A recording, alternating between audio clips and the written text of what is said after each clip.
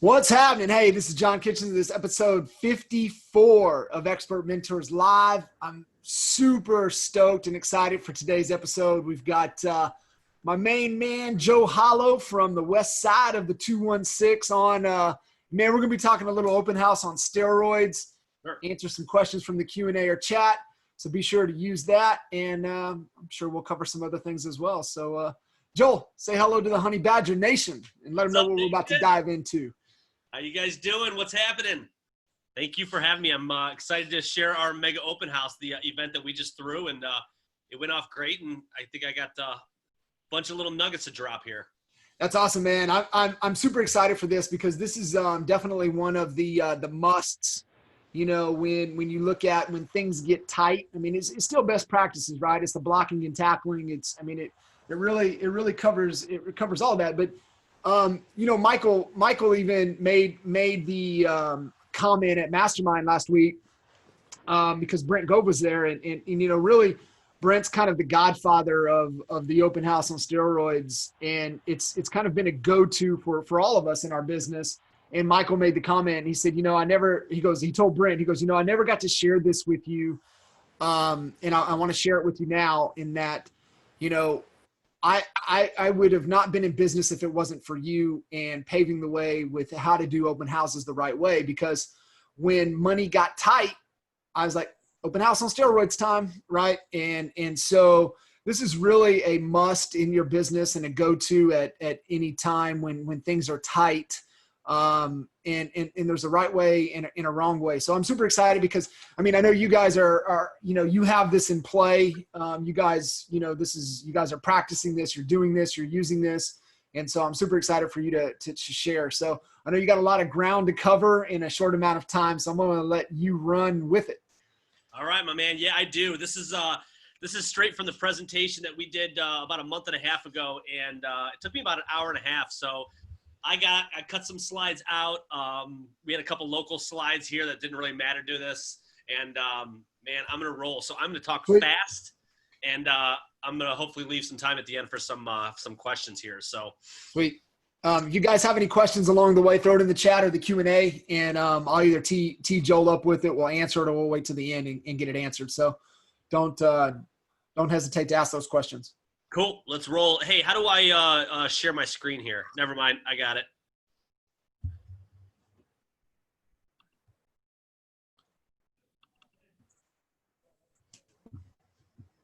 All right. Can you see that all right? Yeah, buddy. We on the slideshow? Yes, sir. All right, let's go. Mega open house. So what are we going to talk about today? We're going to talk about a number of things. Okay, so what's going to be the goal of the open house? Selecting the right home to do the open house. How are we going to drive traffic, foot traffic through? The 10-10-20 rule, which is the rule that I probably love the absolute most, that not a lot of people do, but this might be the game changer. And it's also going to make sure that you are creating yourself as the expert in that neighborhood, because that's ultimately going to be one of the goals as well. What an open house timeline looks like, proper signage, proper scripting, and the follow-up, right? We use that term. I love the term. I saw this shirt once, and I got to find it, but it says money's in the FU, right? Money's in the follow-up. So I got to figure out where that shirt is, but I can't find that anywhere. But yeah, money is in the FU in this situation as well. And I got a really cool ninja technique that's going to be able to follow up with every buyer that walked through the open house as soon as you shut the open house down. So let's get this party started. So ask yourself this question: who has so much business that they just cannot take on any more clients? Because if any of you can answer, yeah, that's me, you should probably not be on this webinar right now, and you should be dealing with the clients out there. But I'm pretty sure that everybody needs some more business. So what is the goal of an open house? This is something pretty interesting to understand, right? It's to identify, obtain, and retain clients, right? This is a huge thing for the top of your funnel. A lot of people don't realize, and I'm going to go over some metrics here, some weak metrics to talk to you about how we can put as many people or many opportunities in the top of the funnel, which obviously we know what happens in the top of the funnel. They end up refining down into clients, and what happens to come out? Money, paychecks. So here's some real easy pipeline numbers. So if we're doing open houses, and I'll talk to you about how many open houses and time frames, that kind of stuff, but these are some weak numbers. If we could get 6 leads per weekend times 4 weekends a month, that's 24 opportunities on a monthly basis. I bet you there's some people even watching here that they're not even getting 24 opportunities on a monthly basis from all of their lead sources, let alone just one open house if you're doing it right, if you're giving it a 10 out of 10. So something that everybody needs to know, because this might be stating the obvious, but let this sink in. Home buyers who are actively previewing homes on the weekend, they are much further along in the home buying process than you would think, especially to those home buyers that you're getting from on a home search website like a Zillow or a Realtor.com, or even some pay-per-click. So those people are at the beginner stages. When you have people physically walking through, they're live, right? Fish on. Let's grab them. Do you have any data that you guys are seeing in your market that pertains to this, that really helps, I guess, show and back this, right? I mean, I 100% agree with this, and it's so true, right? But do you have any data that kind of supports it, that you're able to see? You know what? Not data that I have in a spreadsheet that I can show you. So what we have our agents do is, obviously we track the amount of lead flow that we have coming in from every lead source. And then we track the amount of sales that we have. I have a slide at the end of this that shows some social proof on what we have done as a company. And I think we've closed 22 deals alone so far this year, just from open houses. So this is predominantly the #1 source that we have. If it's done right. So no, I do not have the exact numbers on this is how many people walk through compared to this is how many people are buying with us. Unfortunately, I just see the amount of open houses that we're running compared to the amount of sales that are happening in our system. So here's the best thing about it, right? Open houses are virtually free, right? A little bit of money out of pocket from a matter of what you're going to be providing for the people walking through, a little bit of advertising, but there is zero excuses for not hosting open houses. There are always houses out there, and I'll talk about that here in a second on where, if you don't have any listings, where can you sit in an open house, or where can you host one? Advice for new realtors: as a brand new agent, you should be committed to doing at least 4 open houses per month for the first 3 months. And that little build up to the ramp up period, that will basically go away because you will have so many people coming through your open house, and you're going to be getting immediate business for yourself by just putting in a little bit of effort. Are you guys cool with is it 1 every weekend? Is it two in a weekend, where, I mean, you're still getting your 4, but maybe you get a weekend off? Like, kind of what are you guys thinking? Yeah, so a couple different things. So yeah, we're a lot of our agents, because I'll go over in a second a couple really good time frames. So there's good time frames on Saturday, and there's good time frames on Sunday to actually host an open house. But it depends on what the agent's goals are. So our agents are all over the board. We have agents that want to sell a house a month because of their personal situation and, stay-at-home mom. We have agents that want to sell 50 houses a year. So it all depends on what their goals are, is what we come up with a game plan that they're going to be putting into open houses. And, some people, I say, let's just get 2 active buyers on a monthly basis. So if that means that it only takes them 2 open houses to do, that's exactly what they're going to do. Now, what organically happens, they're going to push themselves to 3 or 4 open houses. Sure. Because of the crazy amount of success that we're having with them. But yeah, that's normally what we say, is that let's go in with a goal in mind this month, and let's start setting up these open houses to make sure that we're retaining these potential buyers out of this. So what time do we normally host open houses? Or I guess it's a question for whoever's on. What time do you normally host an open house, right? A lot of people in the live event, they raise their hand. Yeah, I'm 1 to 3. I'm 12 to 2. I'm 11 to 1. Perfect. Doesn't matter. But here's a pro tip. Host your open houses for longer than 2 hours. Okay? Usually a mega open house is for at least 4 hours. And, why limit your traffic? Why limit your traffic with your competition? If your competition's sitting here and they're doing it from 1 to 3, Why are you going to do it from 1 to 3 and have everybody race around and try to get to everybody's? Let them casually come to your open house. And that way, like I said, why even limit your traffic when you could be doing a lot of things? I'm going to be going over here in a second. There's things that you could be doing in the open house to be doing money generating activities when it is a little bit slower. And just, activities that we can be providing for ourselves. So do not limit your traffic, extend it longer than the standard 2 hours.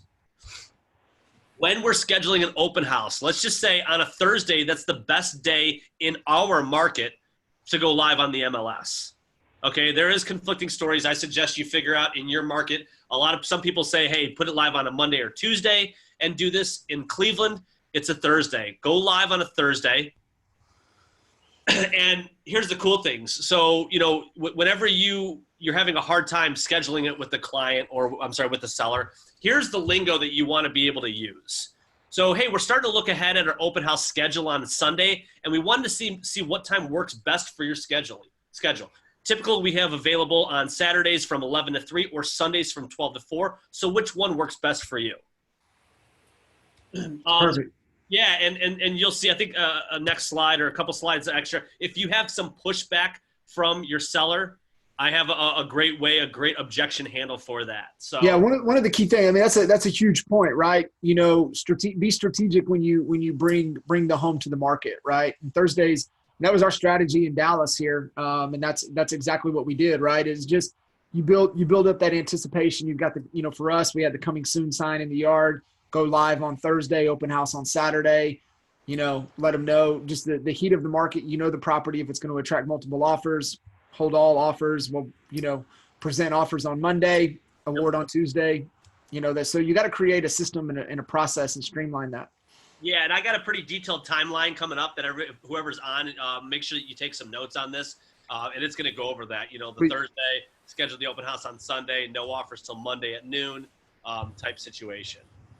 So first, though, comes selecting the right open house for the mega open house. So the home that you should select should be in your price range in the area that's aligned with your ICP for a home buyer. What is an ICP? Your ideal client profile. So am I gonna sit here and go in, I'm gonna throw out a city in our area. Am I gonna go into Elyria and host a 72.9? We're listing a nice house at, and am I gonna go hold that open and do a mega open house and put all my effort into it? Well, guess what? If you do that, you're attracting those types of home buyers in that price range. All right, so 100. Yeah, if you're looking to, you could make $30,000 by selling, 2-3 houses in my market, or you could do it by selling 10 or 12. So working smarter, not harder. Do it in the price range and the area that's aligned with the clients that you're trying to receive. The condition of the home, the showability should be a 7 or more out of 10. All right. You do not want to host open houses. Trust me, take it from me. So I probably should have gone into my background a little bit, but real quick, I probably sat in more open houses because I predominantly did new construction. Honestly, in my first 5 years than any agent in my marketplace. And man, I was burnt out. I was pissed off, and I was sitting in model homes that literally the builder wouldn't put carpet in there. It's a $700,000 home. You know what? Let's let the home buyer choose what kind of carpet.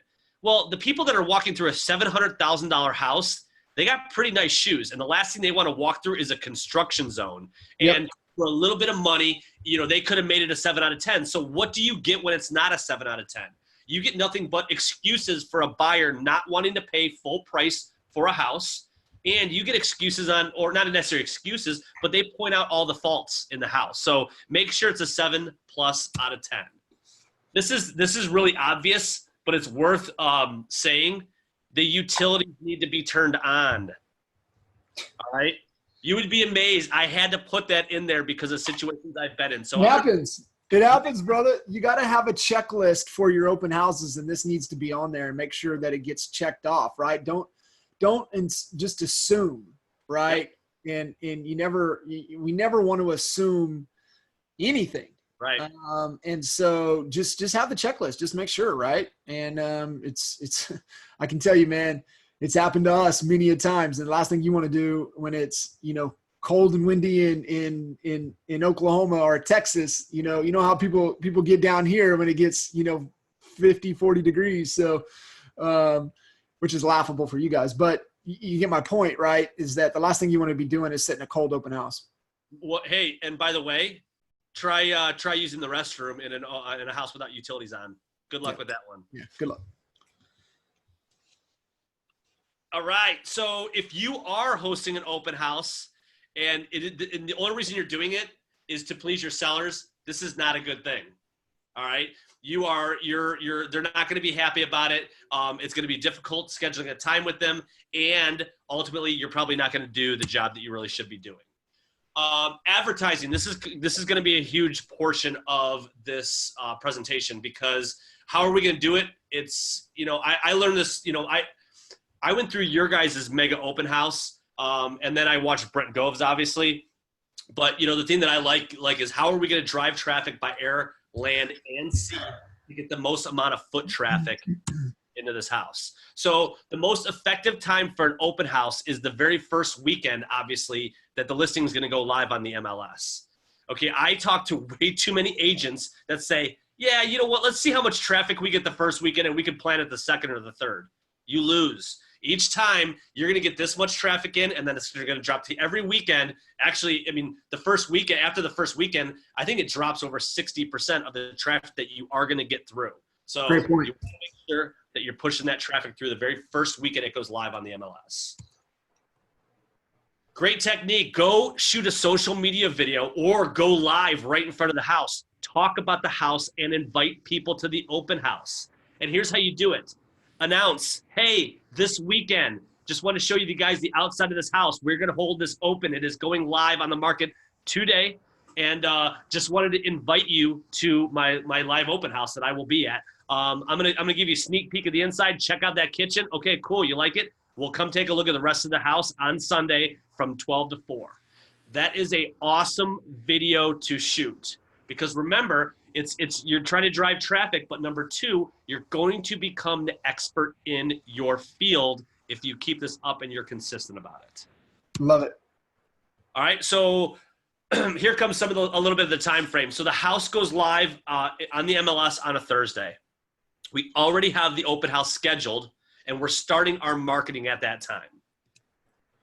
If it is a hot house, okay, don't mistake this for a house that's probably not going to get into multiple offers or sell over the weekend. But if it is a hot house, I'm gonna advertise in the MLS, highest and best already, offer to be chosen by Tuesday, and then I would put a time frame in the private remarks. All right, 10-10-20 rule. This is another great way that we are. What's that? I said this one's good.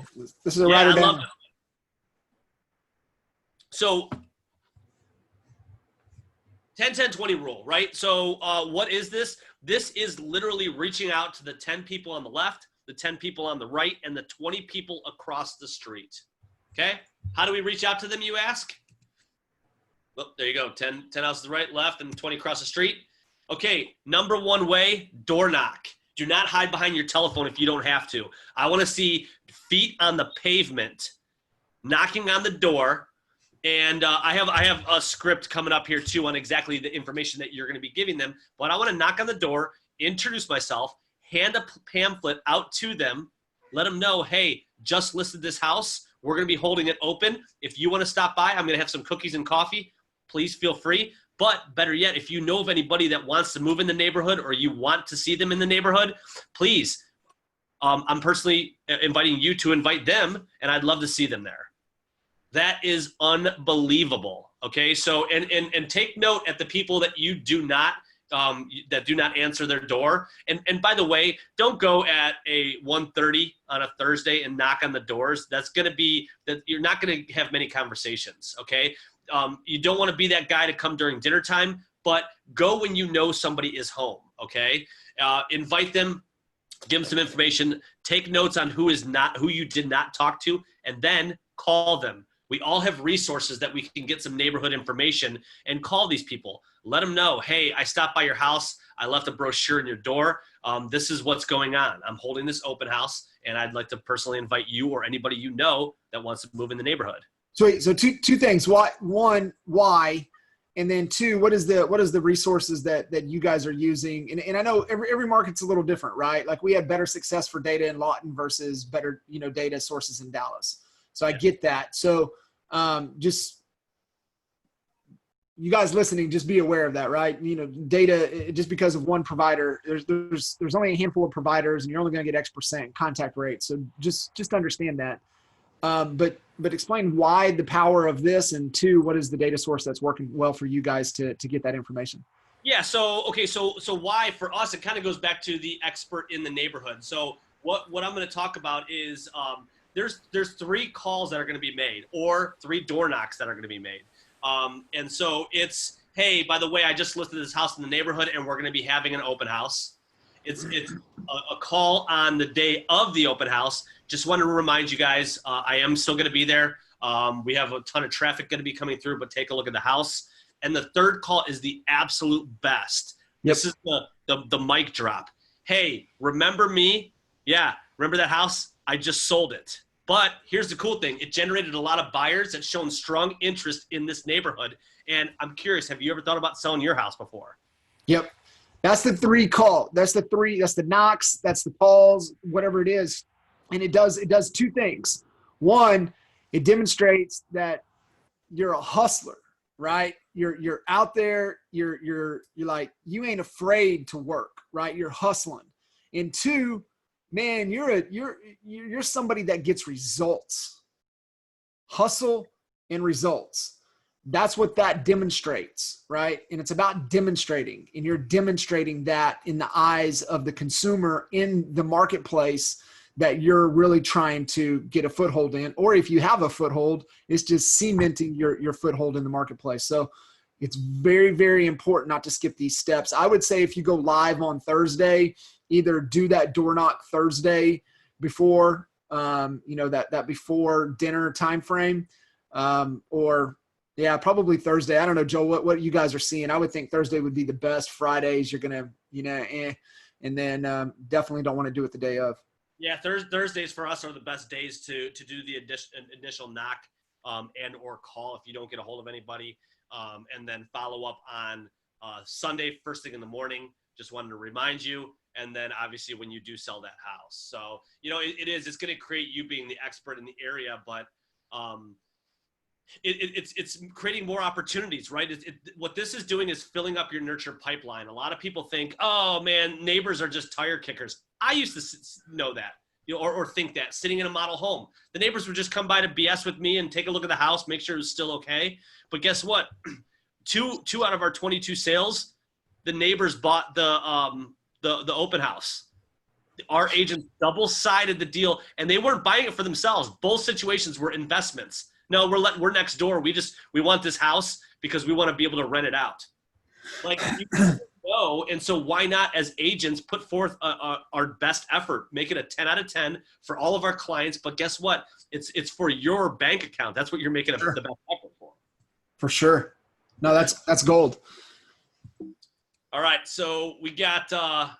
Okay, so here's the neighborhood prospecting script. You're inviting neighbors to the open house, and you want them to share the open house with their friends, family members. Friends and family members who are potentially looking to buy a home in this community. Give them a brochure of the home.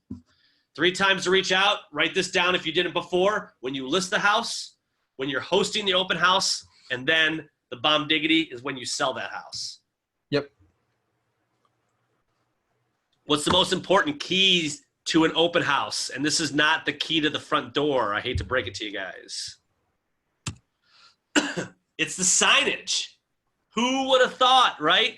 So check this out. I love it when I hear that the agent just happens to go to the open house and they bring 3 signs with them and they wing it. And they're just like, they stab it in a couple of the main corners that they think is really good. They throw one in front of the open house. And honestly, that's about it. So it is, we want to put a sign in front of the home advertising the open house date on that Thursday when it goes live. So here's another reason for you to go do door knocking is because you got to put the damn sign out in the first place. So go put the open house sign out. And this is also going to help you create a buzz in the neighborhood. Neighbors, when they drive by, or they're going to say, oh, that guy that just stopped by, that agent, the expert in the neighborhood, yeah, that's the house he's talking about. That's the house that he would just left us a brochure on. They're going to understand exactly what house you're talking about. So it all kind of goes together, but you have to do it strategically. So somebody once said, and I have no idea who this is, but I would rather spend 2 hours preparing for an open house rather than 3 hours there twiddling my thumbs because nobody's walking through. Think about that, right? So if you actually just prepare, do the proper marketing, just market the crap out of it, you're going to get foot traffic through the door. And if you don't, you might as well just sit there and you're going to do nothing. You're going to play solitaire on your phone. All right. So in preparation for our mega open house, so there's a specific strategy for the placement of the mega open house signs. So people are going to think I'm nuts, but hear me out on this. You need to place 30 to 50 unbranded signs. All right, and this is going to be a few hours before the open house time. You can also do this on a Friday. We've seen some good success in putting it out on a Friday, but in our area, you need to pay attention to when the sign monitoring ends for the city because we've had calls saying, hey, we have 43 of your signs sitting here at City Hall. You can pick them up on Monday. And we're like, damn, that didn't work. So just pay attention to that, but 30 to 50 unbranded signs. That is the key because, number one, a buyer's driving through and they kind of look at agents or, let's just say they'll look at agents as a more aggressive open house. So that they got to walk in, they got to sign in, and it's aggressive right from the get-go, and they have the guard up. As opposed to if you're throwing some unbranded signs out there, they don't know what they're walking into. All right, so it's just another way to drive up that foot traffic. We actually have very good success. I wish I had one here to show you, but our open house signs, we get them printed. It looks like it's handwritten. Open house with a box arrow that looks like it was drawn with a big fat Sharpie marker, but it wasn't. And we just mass print those things and put them out. Is that working better than the pre-printed chloroplast signs? I mean, that's what they are. They're probably the same signs, but you guys just have that handwritten on there versus the, the printed and free list of homes and arrows and all that. Yeah. So we also have the free list of homes here and the arrows, but they all look like they're hand drawn and, they're on that, I don't know whether they call it gator board or whatever, right. But yeah, they're just the cheap signs. And they're good size. I think they're 18 by 24s. 24. And where are you guys ordering those from? We have a local guy here that we order them from. Gotcha. Yep. So, and then when you talk about the arrow and stuff, so when we start from major, so number one, you want to start from major traffic areas. I'm going to pull up an overhead map here in a second, and you're going to see exactly how we do it, and we are strategic about it, and we actually pre-plan for how many signs we need and where exactly they're going. So in major traffic areas, you want the signs to be installed about 100 to 150 yards apart until you're coming to a turn. Okay, now 200 to 300 yards before the turn, you're going to switch the sign to a turn arrow. So if you're saying open house with an arrow straight ahead, stack them in there. But once we get up to the turn, we're going to change it, and we're going to do the turn arrow which way they want to turn. And we want to give them enough time if they have to change lanes to see this. All right, now when you're at a high traffic intersection, you want 2 signs to be placed in each corner. So a total of 8 signs at the intersection pointing people, no matter which direction they're coming from, towards your open house. Here's a little gold nugget here. Pay attention to the builder signs. They have paid a ton of money and done a ton of research on this, and they know where the best sign placement for the area is. So piggyback off of them and use their money and knowledge to where you put the signs. Pro tip, shouldn't be a pro tip, but I'm throwing it in there just for legal purposes. Be safe and mindful of vehicles. When you're on a major traffic area, don't step out into traffic to put a sign up. It's not worth risking your life for the sign to be put on the corner. So signage at the end of the subdivision. I think this is a pretty cool one. Oops, pretty cool one here where, and there we go.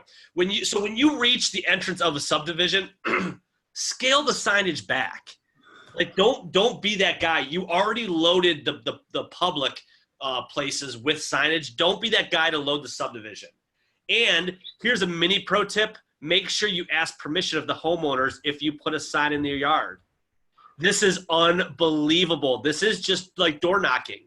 Even though it's tree lawn and in our area, that's public space, it doesn't matter. So I would love to go knock and, hey guys, I'm going to be doing an open house this weekend. Would you mind if I put just 2 signs in your yard right here and right here? And I really appreciate it. Another tip, I don't know if I have a slide here, but you could go buy a bulk of very small gift cards. And you get a reduced price, if you buy them in bulk. This is awesome to do when you're leaving your open house and you go pick up that sign out of the neighbor's yard, and you say, hey, just wanted to let you know I'm done. Thank you so much. By the way, here's a $10 Starbucks gift card for letting me use your lawn, and here's my business card in case you guys ever think about selling. We had a great time at the open house. We had 35 families through. There's a lot of interest in your neighborhood, and there's no doubt they're going to get top dollar. Do you think that would separate you from every other real estate agent out there just by doing that small technique? Mm-hmm. So ask permission.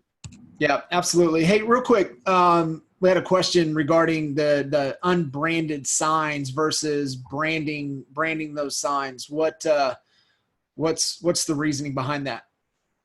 The unbranded. So once again, it's about driving traffic, and we feel that when you do have a branded sign, you are going to get less traffic, right? They feel it's not exclusivity at that point. They feel they can look it up online, as opposed to if they're just driving through the area and they're like, wait, what are these unbranded signs? Maybe this is a for sale by owner or a house that's not on the market yet that we haven't seen. We got to go take a look at this. So it's just there to drive more traffic and show a little bit of exclusivity. And when they do walk in the door, their guard is not going to be up.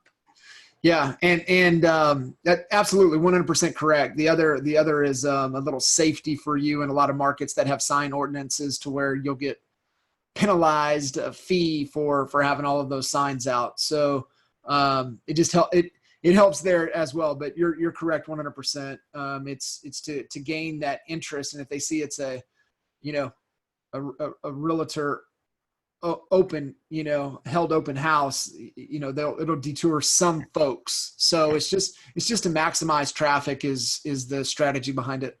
Yep, that's exactly right. So the signage at the home, what we like to do is two tall flag signs on, you can do it on each side of the driveway, on each side of the lot, and then 2 unbranded open house signs pointing an arrow in, open house right here. If you guys aren't using the aerial satellite image technique, you should stop doing whatever you're doing and just start doing this. So the thing that we look at is this. We look at, and I don't know if you can see my my mouse or not, but we look at for major arteries. So we have major. I was actually going to put Al's house on here, but I think he'd have a little fit, and I'd get a phone call. This is nobody's house. I just randomly picked this, but Al's house is right around the corner. We look for major arteries. So where I put the circles, this is the major arteries where you're going to want to put 2 on each corner pointing towards the open house.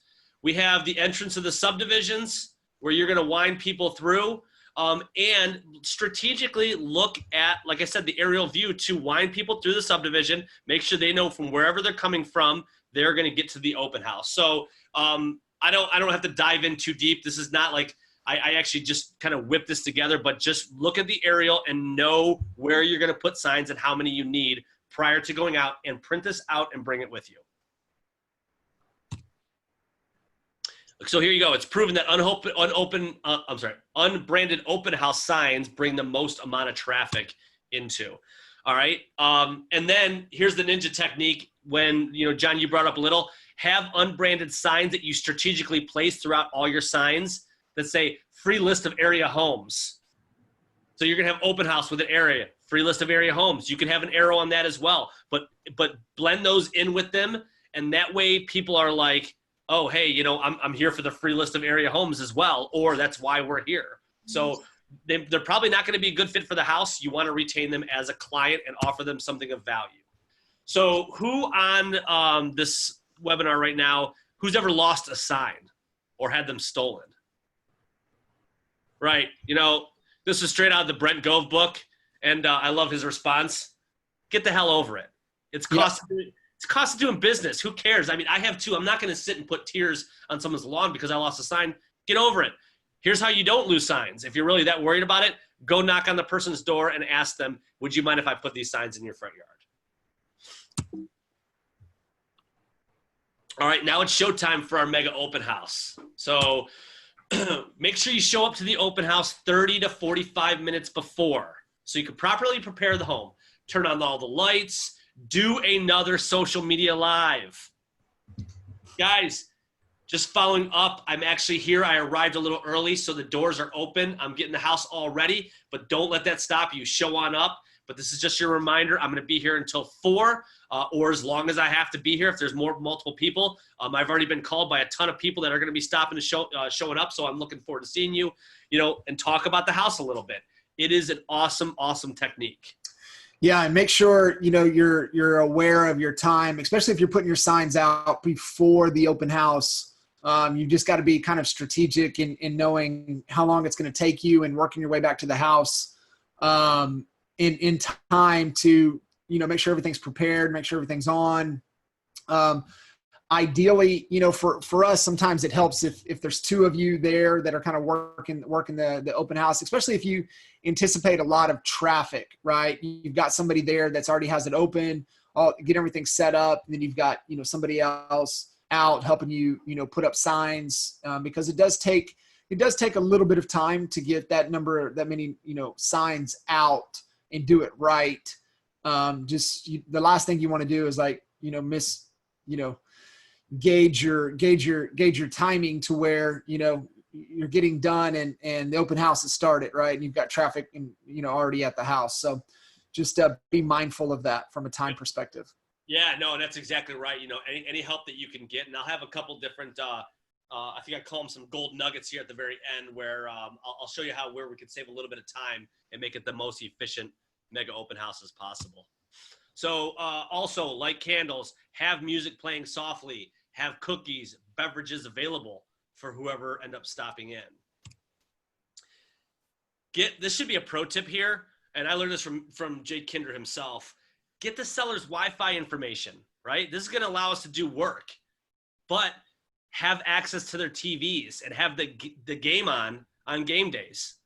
All right, so I can at least plug the Cleveland Browns now that Kitchens approves with their quarterback. So, but here's the deal.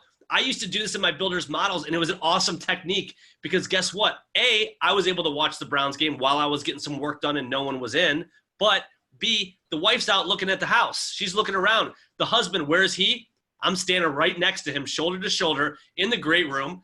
And that's the way I start conversation. I'm like, man, what are you doing taking a look at some houses on game day? Oh, the wife wanted to go out and take a look. Really? Where do you guys live in the area? Cool. I mean, are you looking to make it? I'm building rapport. I'm finding out about them. I'm also going to talk some Browns football with them. But it's a great technique to start conversation. So Wi-Fi information is going to allow you to work. TV is going to allow you to start some conversation. But here's the key, guys. Dress for the listing you want, not the one you have. You think that that's an obvious, but I cannot tell you your first impression with these people is going to be how you're dressed when they walk in the house and they see you for the first time. So open house checklist, create a custom checklist for everything that you're going to need, everything you're going to need to complete for each open house and for the marketing items that you need to bring with you. Okay. So bring your laptop. That's another pro tip that I shouldn't even be saying, but investing in a hotspot could be a great idea in case you cannot get the Wi-Fi information, but you want to be able to work and get your work done on the downtime. And, you want to be able to make money generating activities while you're there. So an open house success kit, or, you could put this stuff on your checklist, balloons, ribbons, garbage bags, pens, clipboards, sign-in sheets, toilet paper, and wipes. Once again, the utilities are on and you got no toilet paper and someone brings their kid in and they need to use the restroom. Well, guess what? We're sorry. So be prepared, etc. So question everyone needs to ask themselves out there, do you have your potential buyers take off their shoes? What do you do? Here, yes, or bring the booties. I thought there was a slide. Yeah, I thought there was a slide next for that, and there wasn't. But yeah, bring the booties, man. It's man, people, you know, some people just don't want to take the time to take their shoes off, right? So if you've got it to where the carpet is brand new, and this is especially in the new home side of things, man, put the booties, have them there to say, hey, man, do you mind? You know, hey, we just asked that you slip those on, if necessary. If not, man, don't have anything. Yep. Right. And so, you know, it shows a couple things. It shows that you respect the seller's house, and it shows the sellers respect the seller's house as well. But you could buy, you know, a thing of booties for pennies on the dollar. So I would invest in something like that. Or like you said, if the situation's not there for them to take the shoes off, don't really need to worry about it. This is awesome. Pro tip.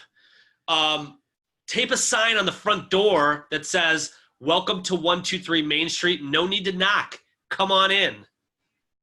Right? We talk about being aggressive. Well, what's aggressive? When someone's got to knock and an agent that they already don't like shows up at the door and opens it up. Right? It's aggressive. I don't want to tell them my information. You know, I just want to see the house, and they're all up in my face. Well, you're differentiating yourselves from every other open house that they're walking in when you just tape this simple sign to the front door. Okay? So when you do tape it, here's what you want to say. You want to be in a middle location of the house. It's always in the kitchen. But when you hear the door open, you want to say, hey guys, welcome to 123 Main Street Open House. I'm Joel. Come on in, help yourself. The house is all yours. Okay, this is another huge technique that we learned. It's not aggressive, and they end up trusting you because of the way you're handling your business. Okay, so come on in, help yourself. The house is yours. You're kicking back in a central location, like I said, most likely in the kitchen. You already have all your flyers, your MLS printouts, any lender info on display. Let them know in a non-aggressive way that you'd like them to sign in after they take a look at the home. Okay, and what do I mean by that? Hey guys, why don't you go take a look at the home yourself? Here's some information on it. I'm going to be sitting here in the kitchen. I want you guys to go look at it, talk amongst yourselves so you know what you love, what you don't love about the house. After you're done, come on back in the kitchen. I will have you sign in. So what are you doing there? It's similar to the law of reciprocity, where I'm giving them something that they want, which is walking through the house, talking amongst themselves, feeling comfortable. But guess what? I'm going to get what I want because I'm giving you something. So they're more apt to sign in after they take a look at the home. So also, I have that list with you of the free area homes, okay, that you were advertising. And let the potential buyers know that you publish these lists every single Friday. And this is going to be something of value for them. So, hey, if you ever want to get on my list to get these sent out to you every single Friday, I got your information, or I'll need your email address when you do fill out this information. So what is this list of free area homes? The list is going to be it's going to be a single line list from your MLS, okay? You don't want to flood them with a ton of homes. Make them in a similar price range of these houses. Add coming soon listings on there, because this is going to be homes that, you know, they don't have any access to, and that's going to show even more value for you. All right? Here's an awesome technique. Set them up for an MLS search right there, since you have Wi-Fi access. If they say, yeah, you know what, I want this, cool. All right, so you jump right into your MLS, set them up, or your CRM, and boom, it's off and running every single Friday. So what this says is bring approximately 4 other homes to showcase, not part of your free list of area homes. Showcase 4, bring detailed printouts of similar homes, and let them know that, hey, by the way, if you guys like any of these or the outside, I can get you in these anytime you want. So the other question for you guys, sign-in sheet or a tablet, okay? And what I mean by that, there's a couple cool apps out there. I'm gonna be honest with you, I don't know what they are. because we go through our CRM. But what I've heard is there's a couple cool apps out there that you can actually log people in, and they will transfer it right over to a Google Doc for you. But the CRM is awesome. Sign-in sheet is great too, but here's the deal. The tablet, and I don't remember what the percentage is, but it's through the roof at the percentage of people that will give you the true information because they are on an electronic device rather than a sign-in sheet. It's crazy. All right, so utilize the tablet. Provide the potential buyers with an open house rating sheet that they could fill out while they're walking through. So if you ever struggle at getting information from buyers that are walking through or coming back and doing your sign-in sheet, hand it to them right up front. Hey, while you guys take a look at this house, I have this open house rating sheet that the sellers are gonna love your feedback. So if you could, fill out your information on top, fill out your thoughts on the house, on how it's priced, the condition, what you love, what you didn't love, and I'll be able to report back to the seller. I mean, that's a genius technique right there. And once again, you're fooling them a little bit, and I don't mean that in a bad way. Your job is to get their information, but hey, I'm going to make it easy on everybody, and we're going to just hand you a clipboard right off the bat. You get the feedback. You get it. It makes it easier to give to the seller, but also, I'm wondering if if they have an agent, they're working with an agent, and you're struggling. You've got some information now that you could do a reverse offer strategy back to them, right? I'm just wondering. Yep. Yeah, man, that's a great technique. So how to increase your conversation. If you're ever sitting there twiddling your thumbs, staring at somebody and you don't know what to talk about, remember Ford, F-O-R-D. All right, ask about their family, their occupation, the recreation, and the dream to keep the conversation going. Add a comment before asking a question. This is the going deep technique. So it's not how many people are in your family. What do you do for a living? Right? You're asking the next question, which is, oh, really? You have 4 kids? What are their ages? Are they going to school in the area? Right? I want to know more. So you're adding a comment before you're asking another question. Yep. One technique that I used to use with everybody that would walk into my model open house door is I would say, man, you look familiar.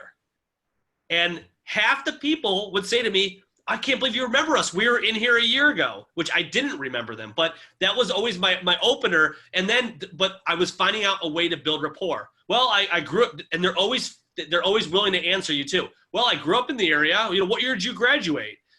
So it's pretty cool, but you look really familiar. It's a good opening line. Closing down the open house. Check this out. Leave your sellers a handwritten thank you card and report the activity to them. How many times, whoever is on or watching this, we're human. How many times do we go back and it's Tuesday and human nature kicks in and we forgot to report back to our sellers on the activity, and they're going, oh, hey, Joel, I just want to see how many people came through the open house. And you're going, shit, I forgot to respond back to them, or I forgot to leave them. Well, you know what? Leave them a thank you card and report the activity right then and there. Pick up all your items, remove all the signs, obviously. There you go. There you go. I was hoping you were going to go there. I was not, man. I was chomping my arm, about to bite my arm off to say, man, you better get that video. This is it. What's above a ninja technique? I don't even know, but it's badass. So shoot the selfie video in the house and thank everybody who just came to your open house and text it to all the attendees. And it says give them an offer. Sorry about that typo. Give them an offer. Right? Talk about, whatever. Let's take a look at some homes. Hey, by the way, I want to be able to give you this free list of area homes. Hey, I have a list of homes that are not even on the market. If this is something you're going to be interested in, just reply to this text. Give them something of value to respond to you. But this is awesome. You can literally shoot it while you're in the house, or better yet, while you're walking out. I'm locking the door. Hey guys, we're just leaving. We had an awesome open house. I had about 23 people through. Blah, blah, blah. This is an awesome technique. Appreciate y'all for coming in. You might, with all the craziness, you might, and all the other houses you've looked at today, and then you can go into the, the recap and then the offer and, just give them a call to action for the next step. And then I would also, I don't even know what the next slide is, but I would also make sure that you shoot that video as well to the sellers and let them know about the open house. I know you're going to give them a call, but you can give them a video of, you know, how everything went. Wanted to thank them, let them know that, hey, you got some things to handle. You'll give them a call here at whatever time. But the handwritten card to the seller, a video to the seller, and a call back to the sellers, like demonstrating, like, oh man, this dude's, you know, or you know, or lady, they're on their game, right? So just make sure you leverage the power of video in all facets that you can. Yeah, and you're absolutely right. And what it's doing, you got to remember, you just listed this house, so they might even still be a little leery whether you're doing your job or not. And this is just overdoing it. So there's something that, you know, there's no such thing in over communication. That's one thing that we preach. And so this is just another way to show that you're human. And it's interactive. It's the day and age for this. And I think people appreciate this. So here's your gold nuggets. Hire someone to install and remove the signs for you. We have a sign company. Not all of our agents use it, but we have a sign company that they will go and do this for us. It is very inexpensive, and we know we're not losing any signs at that point. Okay, so you know we have agents that forget signs, you know, whatever. But so hire somebody.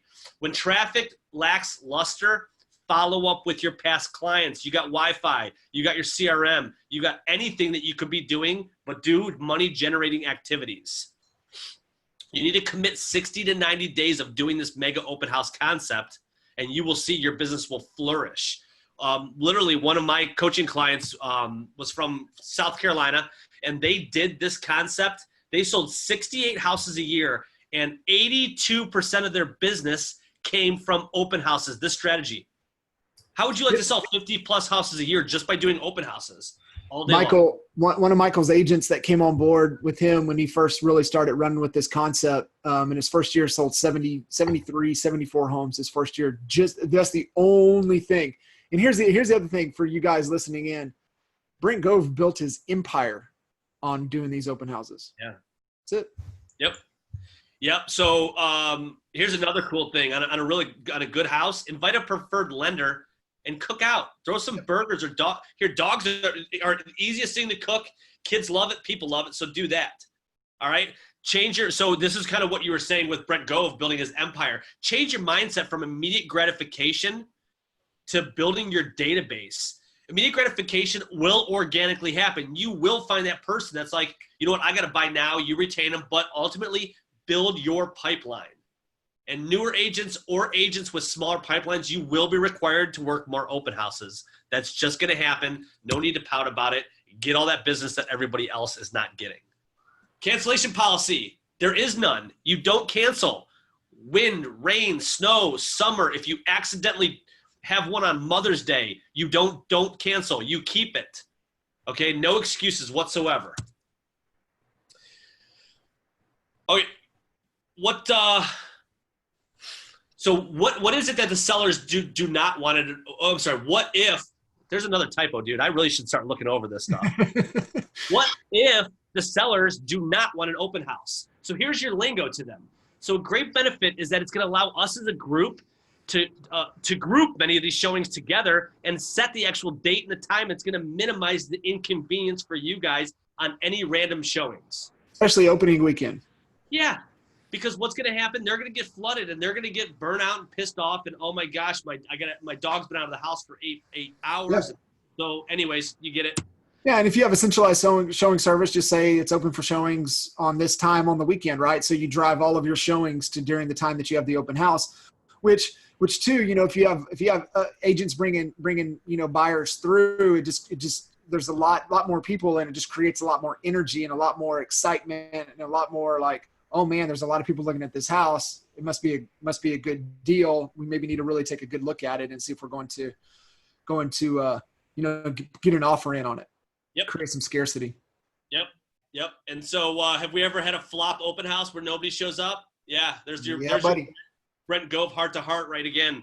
Get over it. Oh well. Because it's a numbers game, right? You're gonna have your awesome ones, your medium ones, your okay ones, and your bad ones. So it's a numbers game. Just keep it going and have perseverance. Be consistent, persistent. Exactly what we were just saying. So short-term pain, long-term gain.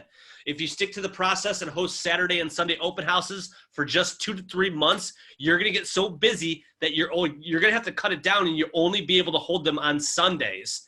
And then it's going to be every other Sunday because your buyer business is going to be so jam-packed for you. So follow up, relentless pursuit. Money is in the FU. Call them, text them, shoot selfie videos to these buyers and sellers because, by the way, I more than 50% of the people walking through these open houses have got to have a house to sell as well. Sure. So Brent Gove, magic move, book a showing for a buyer at the open house. What does that mean? You got a live breathing person right there. Hey, let me pull out the MLS. Couple houses that I think that you would like to see. What's your schedule look like so I can get you into these houses? Let's book the appointment right now at this open house for a day or two down the road so we can go take a look at these. That is crazy good, right? You locked them right in. And then it becomes a game. How many people could we do this and lock them up into showings? Social proof, our Chase Stasic group. And this was a month and a half old. I don't even know what the new numbers are yet. So 22 closings, about a $6,000 average commission. We got $132,000 in GCI in 2019 in the first 3 months. So pretty crazy numbers there, but it does work. Be safe. Your safety always comes first. Listen to that little voice in your head. And I got the Kitchens has the NAEA make an open house game plan that I have. So if you guys want that, we'll post it. John, I'll get that PDF over to you.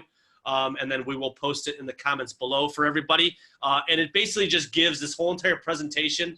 It consolidates it, puts it in a nice PDF for you, and it lets you rock and roll and know everything. And that's Wait, what? So, and I'll have you throw in there when we post the replay of this call. Also post in there a screenshot and an example of what your unbranded signs look like. Yep.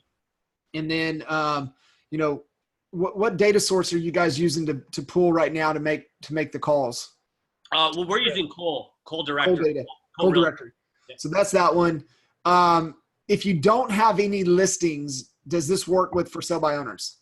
Yeah. Oh yeah. So that's actually a really cool ninja technique. So a couple different things. Your office has a ton of listings. You can always reach out to those agents in the areas and make sure they're within your ICP. Go host those. It does.